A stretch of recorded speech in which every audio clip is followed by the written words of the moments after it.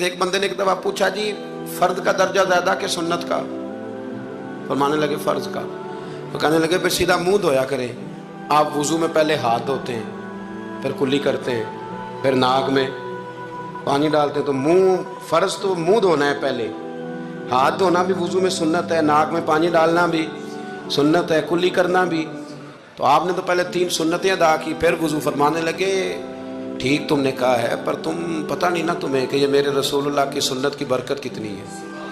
شریعت حکم دیتی ہے کہ پانی معتدل ہونا چاہیے وضو کرنے کے لیے, نہ زیادہ ٹھنڈا ہو نہ زیادہ گرم ہو. زیادہ گرم ہو تو منہ جل جاتا ہے. اور شریعت حکم دیتی ہے کہ پانی بد ذائقہ نہیں ہونا چاہیے, اور حکم دیتی ہے کہ بدبو والا نہیں ہونا چاہیے. فرمایا اس لیے ہمارے نبی نے پہلے ہمیں 3 سنتیں دیں کہ ٹوٹی کے نیچے نا ہاتھ کر کے دیکھ لو پانی زیادہ گرم تو نہیں, اور کہیں منہ نہ جلا لینا. اور پھر ہمارے نبی نے ہمیں سنت دے کے بتایا کہ منہ میں ڈال کے دیکھ لو بد ذائقہ تو نہیں. پھر کہا ناک میں ڈال کے دیکھ لو کہ اس سے بو تو نہیں آتی.